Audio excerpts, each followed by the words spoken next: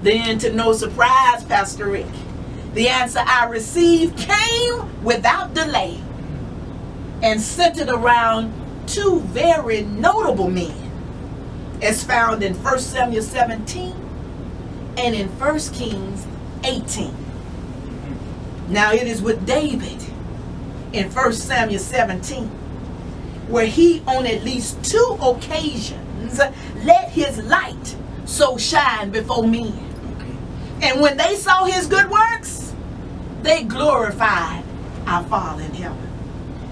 First, it is while talking to King Saul in 1 Samuel 17, 34 through 37, where David, at the speculated age of either 17 or 18 years old, candidly spoke to him about the power of God, when he told the king that it was the Lord that delivered him out of the paw of the lion and out of the paw of the bear when they came to attack his father's sheep that were under his care.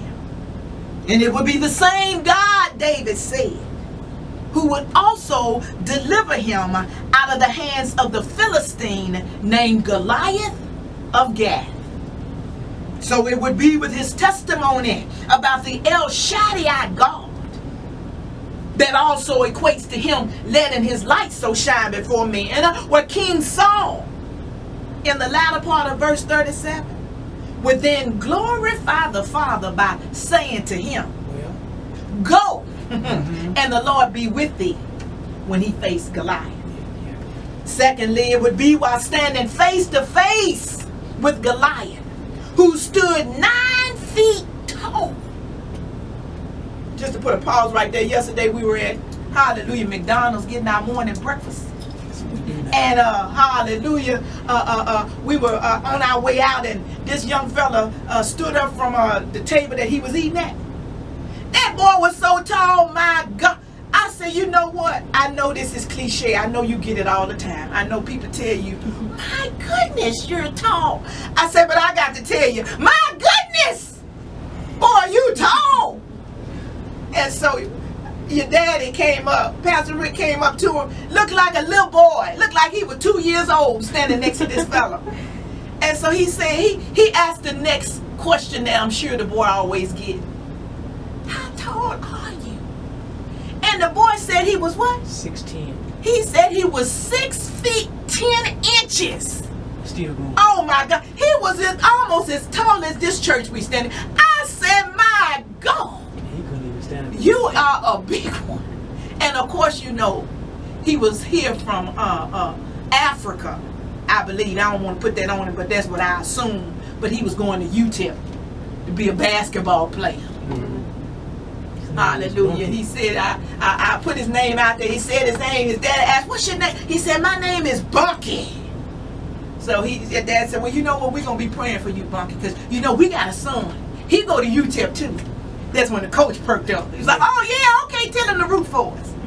The next basketball game. But anyway, I digress. Let me go back.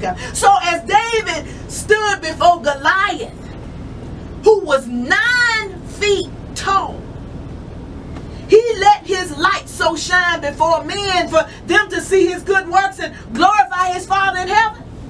When he, in verses 38 through 39, discarded the king's armor.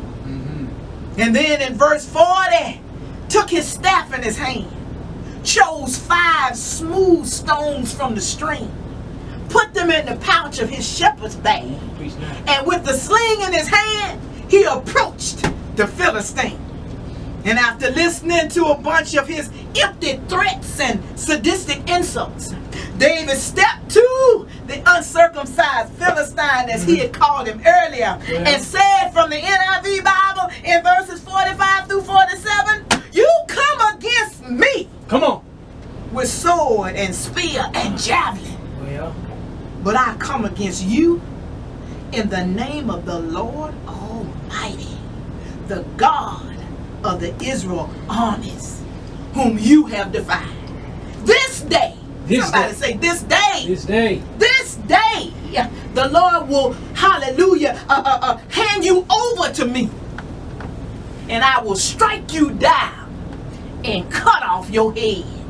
Today I will give the carcasses of the Philistine army to the birds of the air and to the beasts of the earth. And the whole world will know Come on, preach that out. there is a God in Israel. Well. All those gathered here will know that it is not by sword or spear Well. that the Lord saves. Mhm.